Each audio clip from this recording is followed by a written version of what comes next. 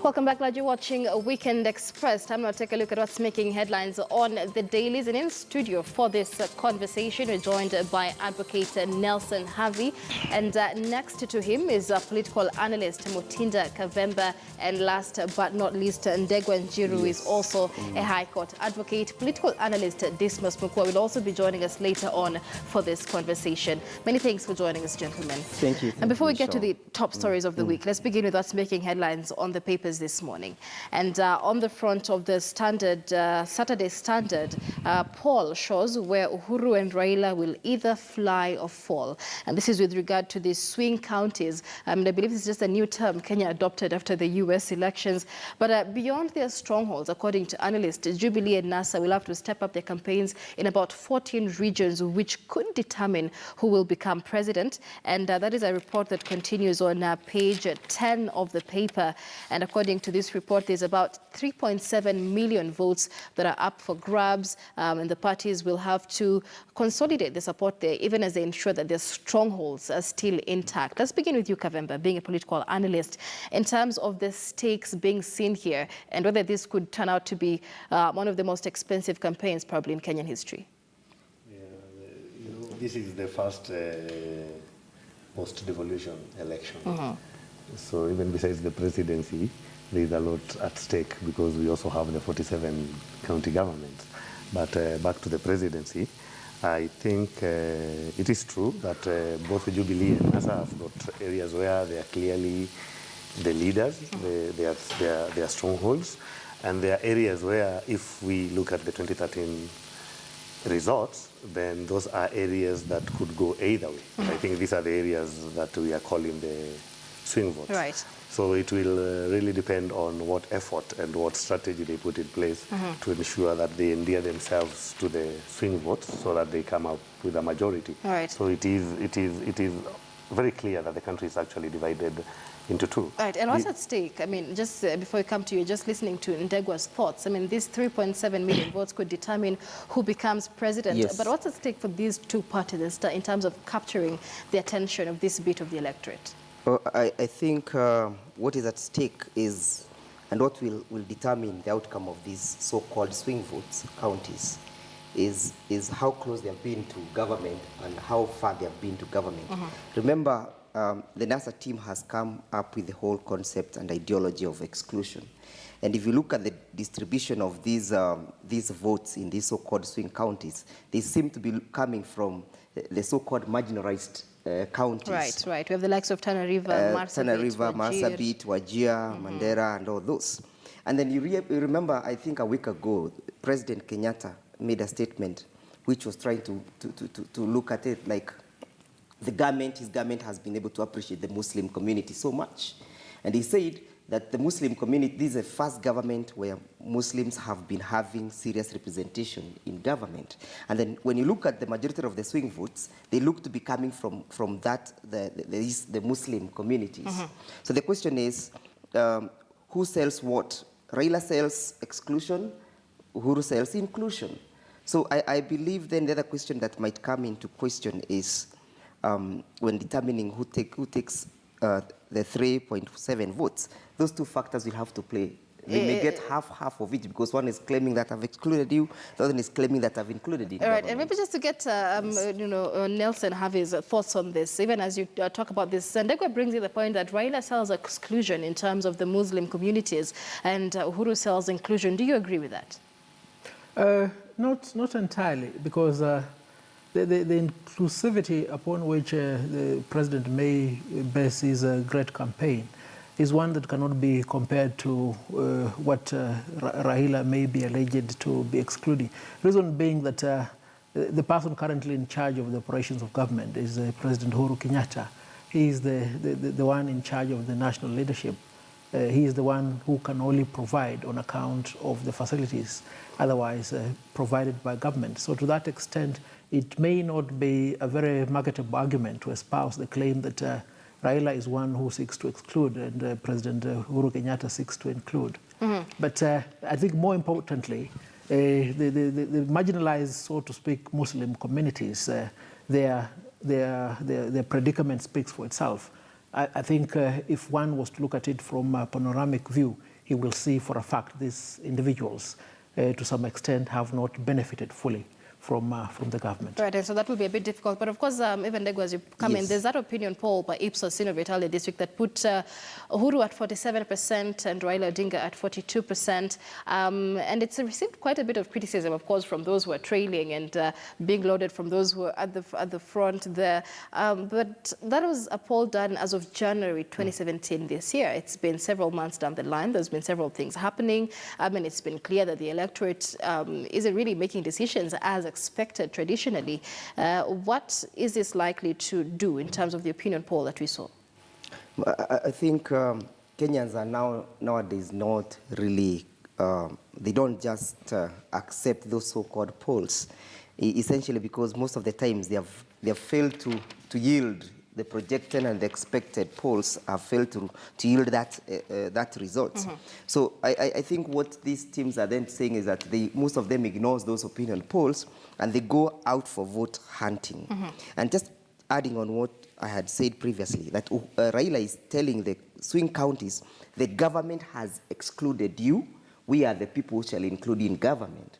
Uhuru is saying, we have included you.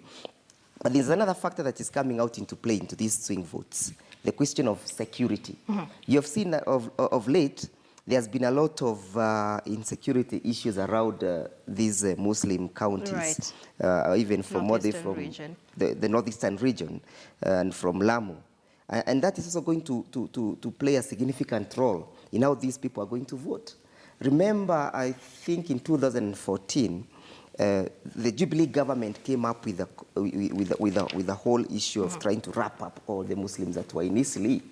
And I agree with my senior Harvey when he says that really the government is not selling that particular card of inclusivity and that the inclusivity has been limited to individuals. Mm-hmm. So if Raila plays his cards very well, he has a bigger advantage to benefit from the 3.7 votes more than the government. All right, and of course we'll be keeping an eye on that duel there. All right, Kavemba, your final comments on this as we move on. Yeah, first I wanted to talk about the swing votes because I can see that whoever did this report is not accurate, because it is not accurate for you to say that Mandera is a swing vote, while in 2013 Jubilee got 94% of the vote. Right. You can counter-check with the results. But we've seen a lot of defections here and there. Still, I don't think that changes 94% to make it, to 94% is on the very extreme. You can counter-check that with the 2013. It was actually, I think, it was number 3 in terms of percentage. In all the counties, Mandera was number 3 in terms of the percentage. Right. Of course, they don't have very many votes, but in terms of percentage, they give 94%. All seats in Mandera County went to Jubilee.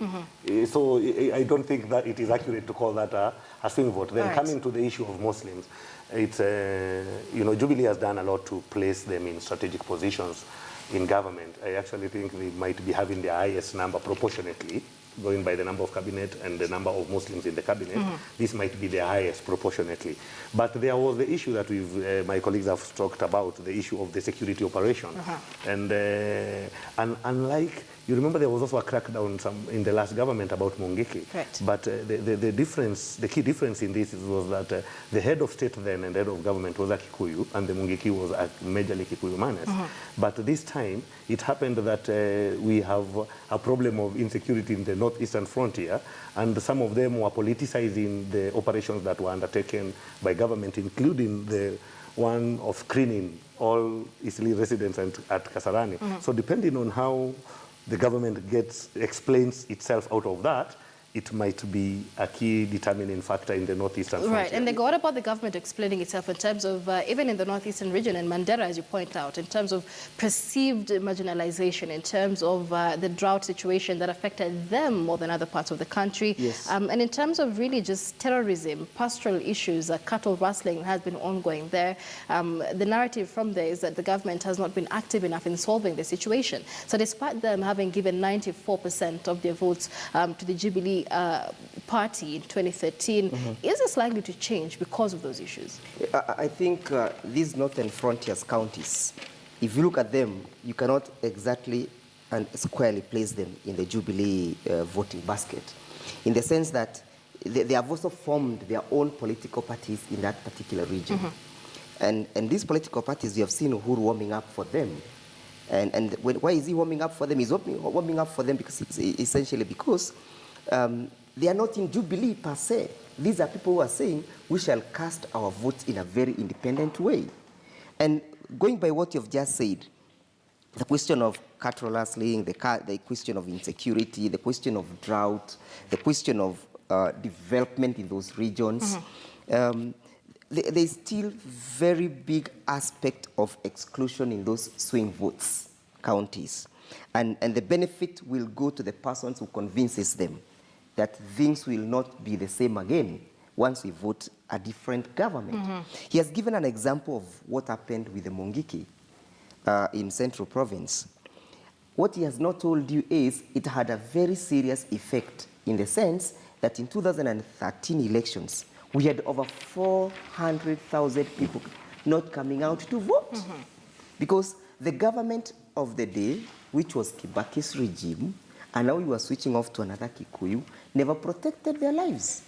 So you cannot wish away that aspect of what happened between with the late Minister Meshuki and the Kikuyu region vis-a-vis the Mungiki.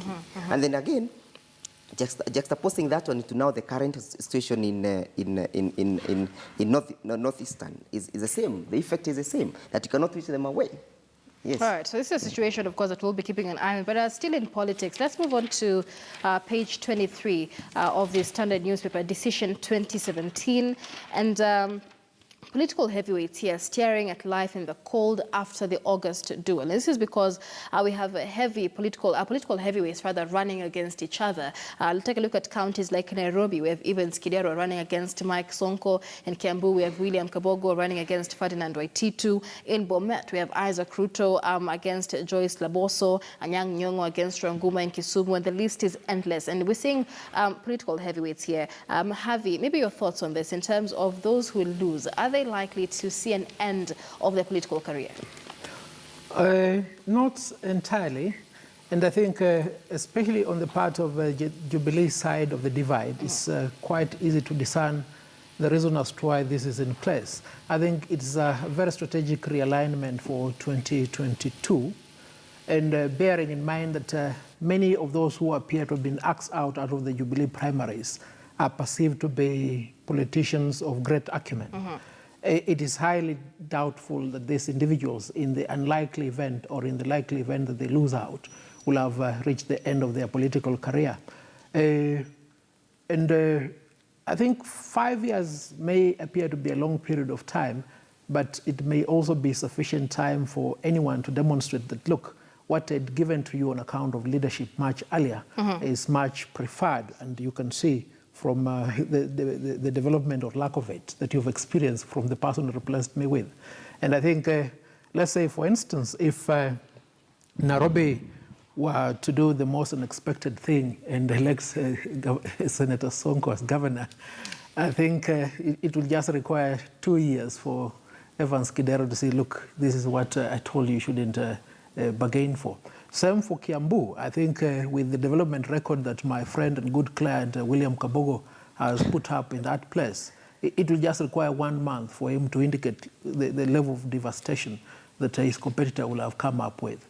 And with that, there will be more rejuvenation in their political will. And I think if you look at the morphology with which politicians always thrive, I think a setback tends to give them a lot of momentum for a comeback next time. Next time, absolutely. I mean, and just Kavemba pointing out the likes of Peter Kenneth. He ran in 2013 as a presidential candidate, but then he spent 5 years in the cold before coming back again with his candidature for the Nairobi gubernatorial position. So in terms of seeing one-term governors, and a lot of them, of course, this is the position that has attracted most contenders, political heavyweights running against each other. In terms of seeing how many governors will be sent home, what is this likely to do to the political careers of the heavyweights? It is just a temporary setback, if I may say that. Because like Wakili has correctly put, sometimes it will actually majorly depend on the performance of those who replace the incumbents that will lose. Right. And it is not always that they perform better. And I want to give you an example of someone who's just made a comeback, Kipipiri, Amos Kimunya. He's been out for some time. But clearly the people of Kipipiri felt like probably the ones, and I think 2 terms, they've had 2 members after Kimunya was last there, but now they've brought him back. So it does not necessarily mean the end of your political career. I would call it a temporary setback. And again, your comeback will highly depend on the performance of the person who replaces you, and also on your effort to stay visible and relevant and still relate to the matters that concern your people, especially public matters. So it will most likely have something to do with that. So it does not spell the end. Like I said, it is just a temporary setback. Right, but of course it spells very interesting campaign period now before now in the August 8th elections. And Ndegwa, just moving on to the Saturday Nation here, on the front page, Uhuru and Raila moved to calm home bases. This is the opposite of what's on the Daily Nation. How, how granted is the support for both NASA and Jubilee in their perceived strongholds? That's a very interesting question. All what I know is that even Uhuru, back home, where I come from, is not home and dry. And I also believe the same happens for the NASA candidate. The question is that the people of Central Region, and we'll begin by that, they are saying that we have not seen and felt the effect of government. And it looks like it's better for us to support an opposition leader who will then be coming back to woo us for our votes. They are taking good examples with people like what happened in Mumias and what has happened elsewhere, where government is expending a lot of money and Webuye, paper mills, where government is expending a lot of money so as to woo those votes. So the people back home are saying it is then better to be on that other side, because when you are there, you'll be able to get some goodies. And then Kujore made it so worse for them the other day when they attended the funeral for the late Governor Gachagua. He spoke in Kikuyu and he said that, you guys, when a mother has 2 kids, one kid and the neighbor's kid keeps on visiting and is roasting some bananas, you have to hide some bananas under the ash and place only one on top of your motor, so that when the neighbor's kids goes home, the mother pulls the one that he has hidden under the ash. So people are asking, supposing the mother will never come back in 2022, tutakula hii mandizi lini? So there is big discontentment, and you saw it when Uhuru himself and his deputy went out to campaign for voters registration. It has never happened again. Reason being, because of what is called voters apathy. And this has been there in 2013 it was. About 200,000 people from Central Region never turned up to vote. And then the other thing was the whole aspect why he got an overwhelming vote in Central Region was because of the ICC factor, which is no longer in existence now. So people are not really so much excited, even in Jubilee Region, as to why they should come out to vote. Right. But Raila's region, you can see he has been able to bring out some other guys into his basket. Someone like Bomet governor, never mind, he's a governor, he's contesting for governorship, but he has come. Mudavadi, he has come into that camp. Right. So they are putting their building blocks together. Uhuru's building blocks are being scattered. All right, Kavemba, do you agree with that in terms of the support in their strongholds for both Jubilee and NASA? Because Nego seems to think that NASA seems to have its strongholds more secured than Jubilee. Sometimes it's good to use figures to argue, right? Because this is also about figures. First, I want to dispel his notion about turnout in Central Kenya, unless, of course, he wanted it to be 100% turnout. And I think the figures he's using is the deficit to make it 100% turnout, because the truth of the matter is that Jubilee strongholds had a much higher turnout than NASA strongholds in the last election. One of the reasons that actually Jubilee beat CORD in the last election was about the voter turnout, because it's a fact, we have 47 counties. Jubilee won in 20 majority vote presidential. But that 20, of course, with the other percentages in the 27, because they lost in 27, but they also have they had some substantive votes from those counties, and that's why eventually the total theirs was much bigger. But the truth of the matter is that comparatively, the voter turnout in the Jubilee strongholds in the last election was much higher than CORD. if you look at the average, like for instance in central Kenya, I don't think there is any county that had less than 85% voter turnout. If you look at coastal areas, the list was, I think, Kwale, and it had 66. And we're talking about the Jubilee Stronghold not going below 85%. So I want to dispel that issue of voter turnout, that it was low in Jubilee, because comparatively, Jubilee had a higher turnout in the last election than... because of the Hague issue. That is one, so but the truth is that the voter turnout was high. That's just what I'm saying. Whatever reasons, the voter turnout was high. Now, about whether the Jubilee is more comfortable in its regions as compared to NASA, I doubt that, because the only issues that are there as at now is the issues of how the nominations were conducted.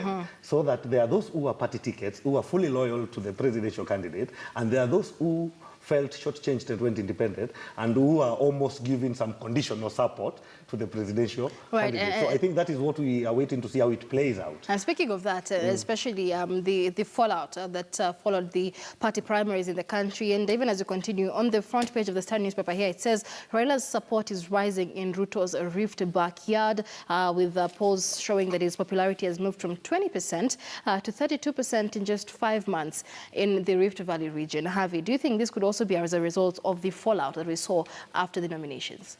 Yeah, I think largely to that extent, reason being that Joshua Raila Odinga has taken the same strategy that Moses and Joshua used when they are getting the Israelites out of Egypt. So to one extent, the Jubilee administration represents Pharaoh's palace, where there is plenty of spiced food and everything, which the Israelis understand does not belong to them by any means whatsoever. And many of these individuals, let's pick from Rift Valley, the majority, let's pick from Mukambani, let's pick from Luo Nyanza, let's pick from Western Kenya. They have these goodies. They've always been promised. We have onions in this delicacy. We have spices. We have turmeric. But Joshua has told them, look, it doesn't belong to you. You may enjoy it for a temporary period of time. And you can see, let's say, for instance, the primaries, it indicates to you that you're not wanted in this palace. So if that is anything to go by, I think it quite demonstrates the reason as to why there appears to be a momentous growth in the popularity on the part of Raila.